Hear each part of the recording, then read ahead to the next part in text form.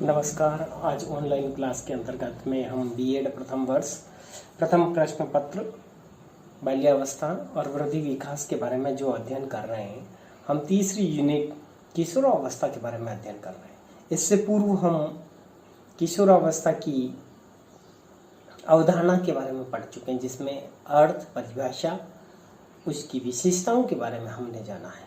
इसके बाद में हमने किशोरावस्था की समस्याओं के बारे में भी अध्ययन किया और उनकी समस्याओं में से हमने किस प्रकार समाधान करना है उसके बारे में भी जाना है।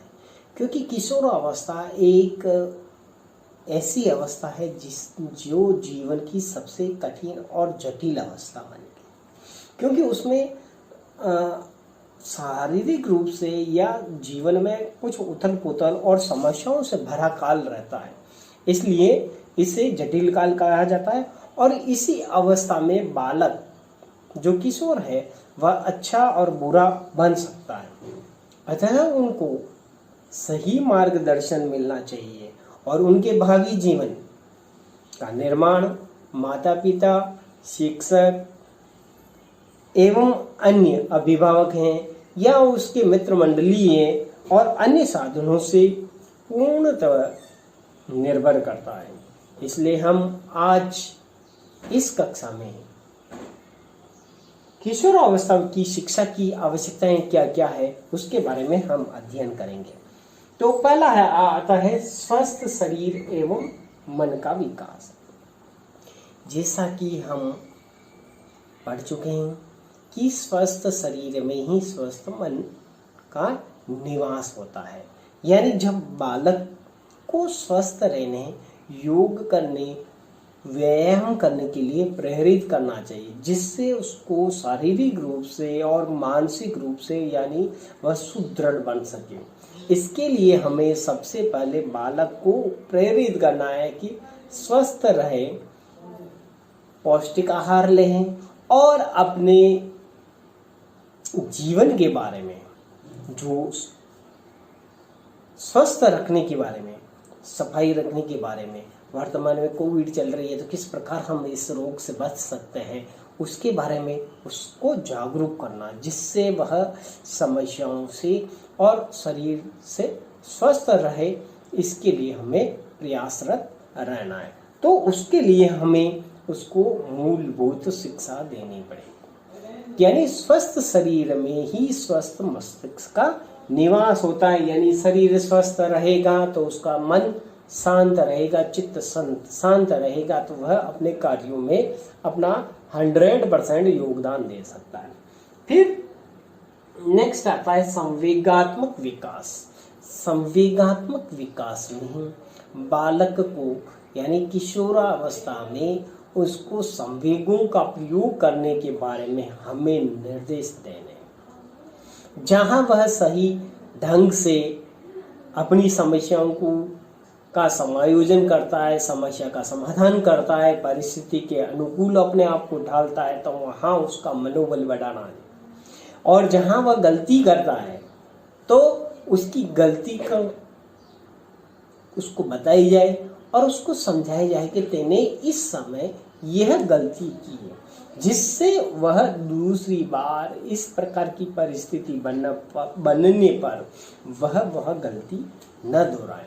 तो यानी क्रोध कम करना है, जहाँ भय है तो इस प्रकार के संवेगों का हमें उसको उपचार भी बताना है, और किस समय कैसी परिस्थिति रहती है उस समय की परिस्थिति के अनुसार हमें उसका प्रयोग करना भी आना चाहिए। फिर आता है नेक्स्ट यौन शिक्षा। वर्तमान में युवाओं में यौन शिक्षा के प्रति भारी लापरवाही देखी गई है, जिसके कारण वर्तमान में कई सामाजिक कुरीतियां जन्म ले रही है, आपराधिक प्रवृत्तियां बढ़ रही है। इसलिए बालकों को खुले मस्तिष्क से कि अभिभावक को भी चाहिए, शिक्षक को भी चाहिए कि वह खुले रूप से उनको यौन शिक्षा के बारे में बताएं। तो यौन शिक्षा के बारे में उसको बताएंगे तभी जाकर वह बालक सही ढंग से शिक्षा प्राप्त कर सकेगा और अपना व्यू बना पाएगा। फिर नेक्स्ट आता है नगरीय जीवन की शिक्षा। अब देखिए, हम शहर में रहते हैं तो नगरीय जीवन की शिक्षा इस प्रकार की होनी चाहिए, रोजगार, बालक शिक्षा प्राप्त करने के बाद में रोजगार प्राप्त कर सके, इस प्रकार की शिक्षा का होना अनिवार्य। और नगरीय शिक्षा में अब देखिए, ग्रामीण और नगरीय शिक्षा में कुछ अंतर होता है। ग्रामीण में तो क्या होता है, बालक विद्यालय या महाविद्यालय में जहाँ पर भी पढ़ाई करता है उसके बाद में घर पे आके कुछ काम कर लेता है, लेकिन नगरीय जीवन में वह बालक अन्य प्रकार के कार्य नहीं कर पाता है। इसलिए हमें चाहिए कि इस प्रकार की शिक्षा बनाई जाए जिससे बालक व्यवसाय की तरफ आगे बढ़े। इसलिए और हमें अपना शेड्यूल इस प्रकार बनाना है जिससे वर्तमान परिस्थितियों में हम आगे बढ़ सकें। फिर सामाजिक व्यक्तित्व की शिक्षा। अब हमें अपना व्यक्तित्व निखारना है, ठीक है ना। तो इसके लिए शिक्षक का, अभिभावक का, मित्र का सहयोग अपेक्षित है, ठीक है ना। मुझे यही समस्या थी कि मैं स्टेज पर नहीं बोल सकता हूँ, ठीक है ना। माना कि मैं नहीं बोल सकता हूँ तो आप लोग मित्र मंडली, शिक्षक, अभिभावक उसको प्रेरित करें कि वह मंच पर आए और वह अपनी वक्तव्य व्यक्त करे, अपनी बातों को सामने रखे। और जब सामने रखेगा तो उससे कई प्रकार की समस्याओं का सामना करना पड़ेगा। हो सकता है कुछ शब्द गलत भी बोल सकता है, कुछ के उच्चारण में दिक्कत आ सकती है। तो इस प्रकार की समस्या से निजात पाने के लिए हमें शिक्षक, अभिभावक और मित्र मंडलों की, भाई कि आज आपने जो बोला है कि भाई नरेश तेने जो आज इसमें ये शब्द बोला है, उत्कृष्ट बोला है या उत्कृष्ट बोला है, उसमें इस प्रकार की गलती थी। तो आप बताएंगे, वह नेक्स्ट टाइम और सुधार करेगा और आपको उसका मनोबल बढ़ाना है जिससे उसके व्यक्तित्व में निखार आए। शिक्षा का अब नेक्स्ट आता है शिक्षा का आधार व्यक्ति। अब शिक्षा का आधार हर एक बालक के लिए एक जैसा नहीं होना चाहिए, क्योंकि शिक्षा का आधार व्यक्तिगत विभिन्नता के आधार पर होना चाहिए। देखिए, एक बालक सामान्य है, एक बालक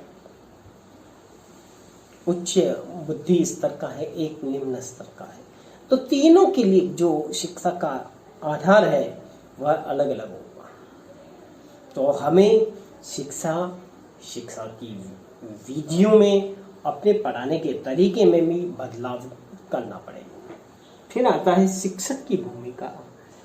सारे साधन विद्यालय भी उपलब्ध करवा दिया, पुस्तकें भी उपलब्ध करवा दी, बच्चे को पढ़ने के लिए टेबल चेयर भी दे दिया, लैपटॉप भी दे दिया, सारी फैसिलिटी दे दिए, उसको संदर्भ बुकें चाहिए वो भी दिला दी। लेकिन जब तक शिक्षक उसको सही मार्गदर्शन नहीं देगा तब तक इन सभी कार्यों को व्यवहार में लाने का कार्य कौन करता है? टीचर करता है। और टीचर जब तक सही ढंग से, सही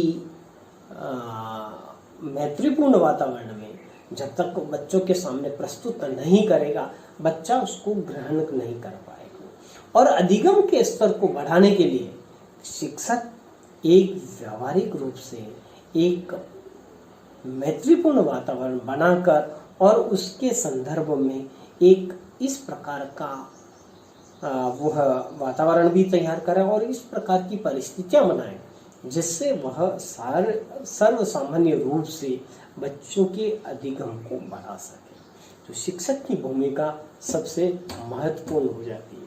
फिर यथार्थ की शिक्षा, इस अवस्था में बालक क्या कल्पनाशील ज्यादा होता है। रात को सोया सोचता है कि मैं आज इतने घंटे पढ़ूंगा, आज ये पढ़कर मैं कक्षा में प्रस्तुति करूंगा। लेकिन जब वे विद्यालय आता है और वह वास्तविकता को उसको प्रकट करना है, वास्तविकता उसको बतानी है कि यथार्थ में क्या है।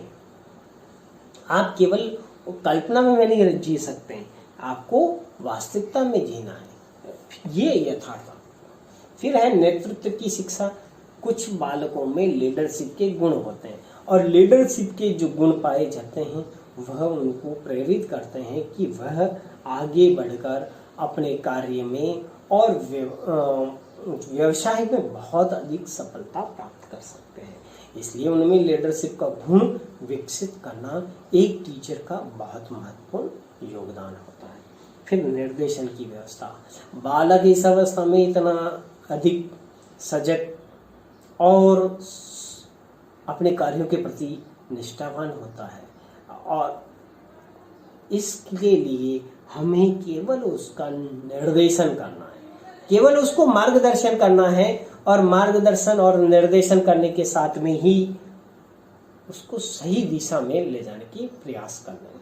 तो आज हमने किशोरावस्था में शिक्षा की क्या आवश्यकताएं हैं उनके बारे में अध्ययन किया, जिसमें महत्वपूर्ण बिंदु थे स्वस्थ शरीर एवं मन का विकास, संवेगात्मक विकास, यौन शिक्षा, नगरीय जीवन की शिक्षा, समाजीय व्यक्तित्व की शिक्षा, शिक्षा का आधार व्यक्तित्व, शिक्षक की भूमिका के बाद में यथार्थ की शिक्षा, नेतृत्व की शिक्षा और निर्देशन की व्यवस्था। तो आज हमारा यह टॉपिक यहीं समाप्त होता है कि किशोरावस्था में शिक्षा की आवश्यकता क्या क्या है उसके बारे में हमने अध्ययन किया। धन्यवाद।